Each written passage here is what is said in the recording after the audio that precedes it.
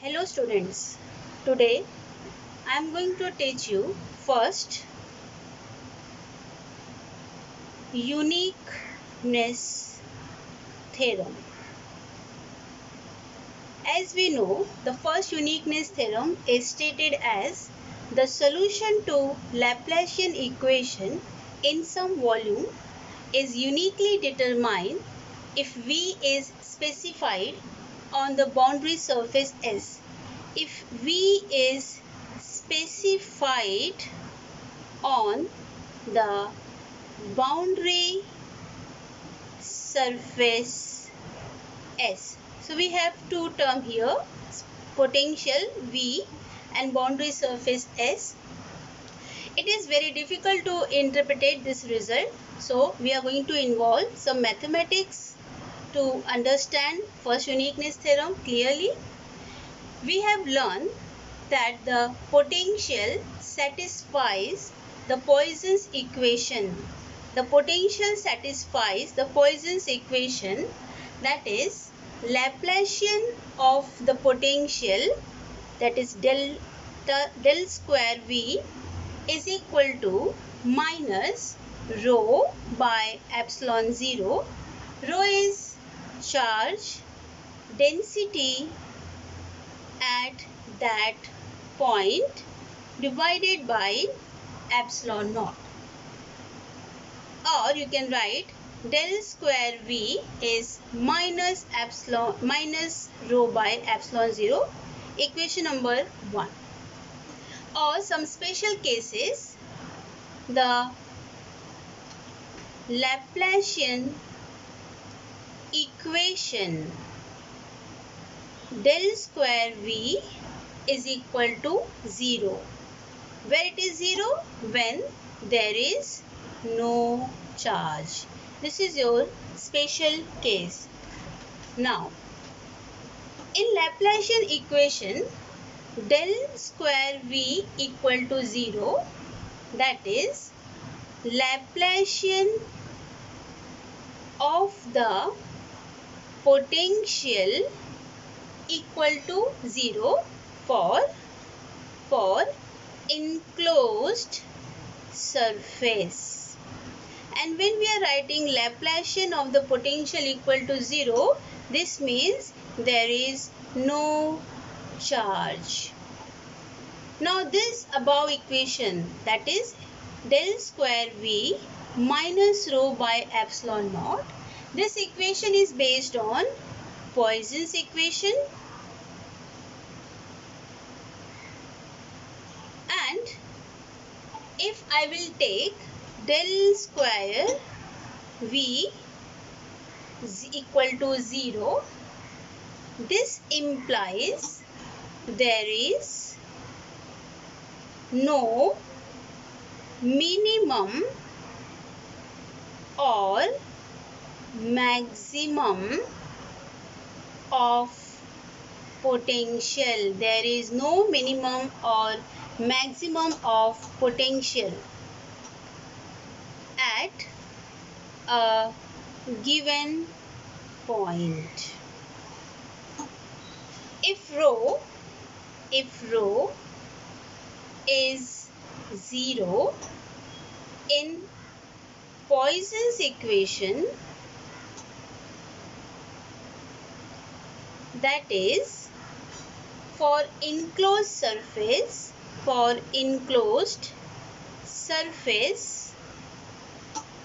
there is no charge. For enclosed surface there is no charge,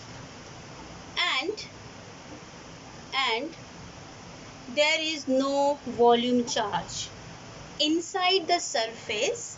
So in this situation, del square V equal to 0. Let us see the diagrammatical representation of the statement. This is your closed surface. Here I am writing no volume charge inside. So inside there is no volume charge. Now we have to prove, or we need to prove, how del square V has unique solution. So we are learning first uniqueness theorem. So we have to prove how del square V has unique solution. Explanation. Suppose the above equation, that is del square V has two solution. Now what are the solution? Del square V1 equal to 0 and del square V2 equal to 0. Here solutions are not unique because we have two solutions. One Laplacian operator of potential V1 and second is of V2. So we have two solutions. So at present they are not unique solution. And I need to prove V1 equal to V2. That is, we have only one or unique solution. That is, Laplace equation for given potential is 0. Now that we have to prove. So later we will prove solution both solution V1 and V2 on the same surface. So we have to show both the solution, that is V1 and V2, on the same surface. Then we can define a new quantity V3. So let us define a new quantity V3 taking difference of these two solutions. So here we can show one diagram, and according to this diagram we have a closed surface. This is your surface S. Now let us consider this kind of volume arbitrary and it is bound by a surface S. Now V3 is equal to V1 minus V2. So we have V1 and V2, these are the two individual solutions, and therefore we have introduced V3 which is equal to V1 minus V2.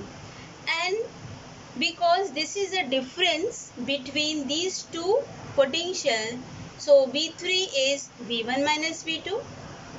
Now let us consider taking Laplacian of V3. So if you take Laplacian of V3, then we can write del square V3 is equal to 0. That is, del square V1 is equal to del square V2 is equal to del square V3 equal to 0. If this quantity is 0, the V1 and V2 are same value on the surface, then V3 will take value 0 on the surface. Now if V3 equal to 0 on the surface, then V3 does not allow maximum or minimum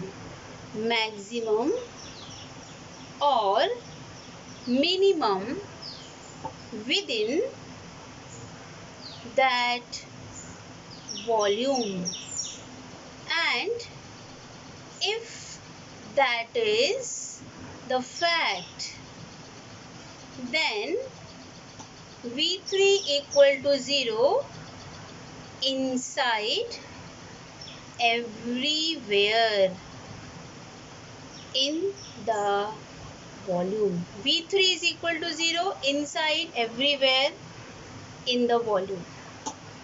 Therefore, V3 is equal to 0. It implies everywhere. So, V1 is equal to V2 everywhere in the volume. And that means we started with two solutions to Laplacian equation. Now we have proved that we have unique solution. So we started with V1, V2. Now we are proving we have unique solution. Now let us consider for some boundary. let us consider for some boundary V3 is equal to V1 minus V2. This is what we have considered, we have assumed. If I apply Laplacian of V3 for the same boundary, we can say that del square V3 equal to 0. The reason is that the boundary is same. Now I have one boundary. So here in this diagram you can see this is your closed surface. Here this part of your closed surface, let us assume this is your first boundary. Here this part of the closed surface, let's assume this is second boundary for second solution. So our second solution is V2 and this is the first boundary for first solution, which is V1. Then you can assume we have one charge Q1 outside this boundary and this is a charge Q2 outside the boundary, and inside this closed surface the value is 0. Okay. Now for the same boundary for the third solution, so this is solution 1, V1 is solution 1, V2 is solution 1 for first boundary and second boundary respectively. Now for the same boundary, here let us say this is your enclosed surface and this is for the boundary. The solution is V3. The solution is V3.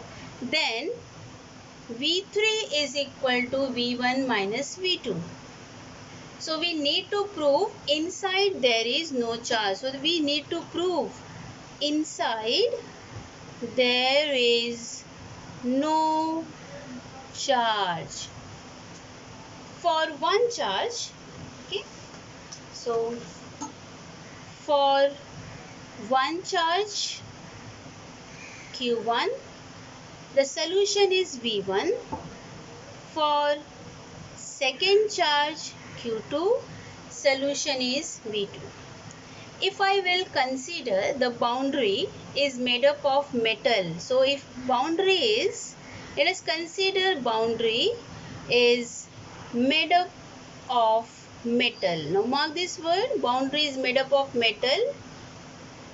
Then difference between V1 minus V2 is equal to 0 for metallic boundary, and therefore V3 is equal to 0 because metallic boundary have same potential everywhere, that is they are equipotential. So this word equipotential, this is for metallic boundary, they are equipotential. That means potential will remain same at each and every point. So we can say that we have only one solution. So we have only one solution. If I will consider V1 and V2 are the solutions, then I have to consider same boundary and we need to understand many things like Laplacian of the potential, that is del square V equal to 0. And this equation has no maxima or no minima of the potential for this surface. Now let me draw one diagram. Here we have enclosed surface. This is your enclosed surface. And let us consider your palm. So this is one example. This is your palm. Okay. Now I'm not very good in diagram, so let us see. This is your palm, have 5 fingers, 1 2 3 4 5.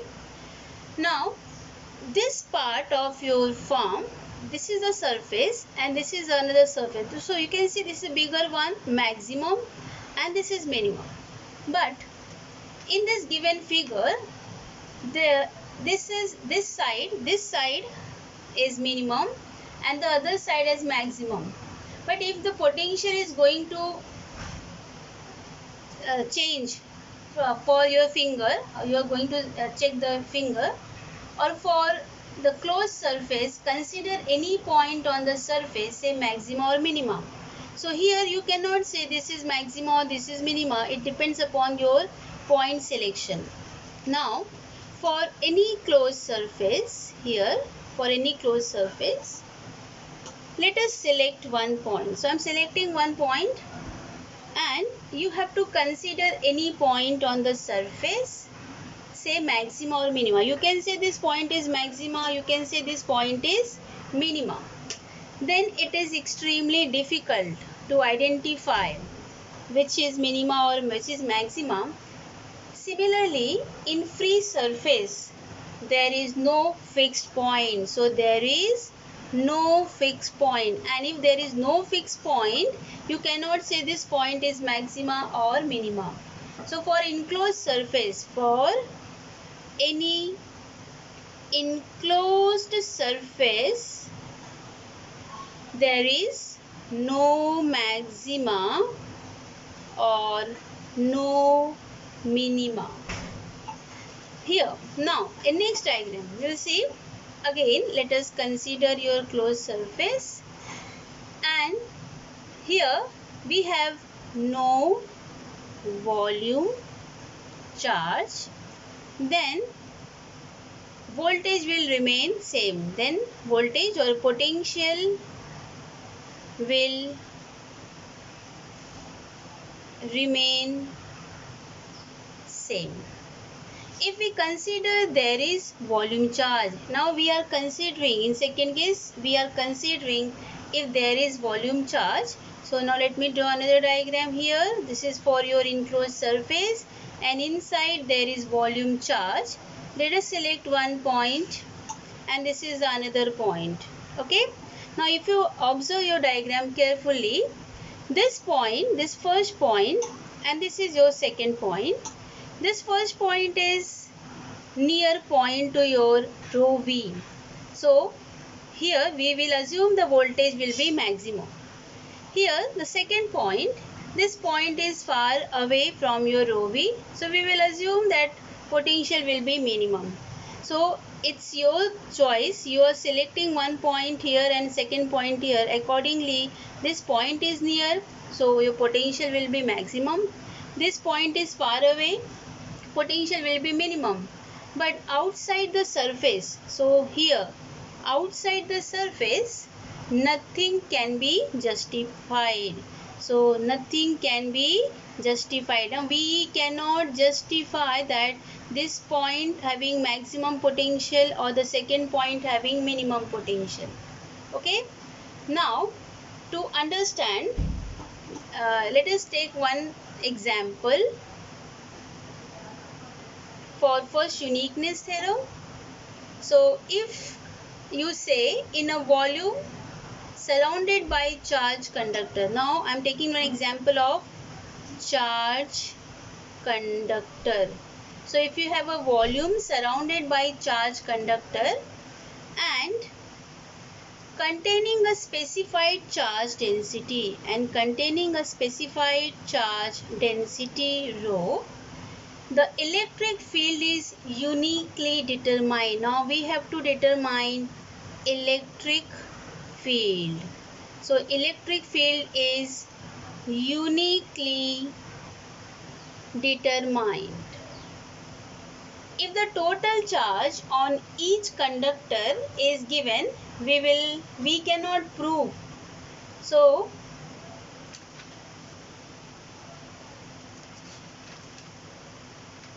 it's difficult to prove if you have a conductor. Okay, so in next lecture I am going to explain this second statement, this example in detail. This is an example for your second uniqueness theorem. So this is all about your first uniqueness theorem, and what we have proved in first uniqueness theorem, there is no maxima or no minima. We have one solution, that is unique solution. Thank you very much.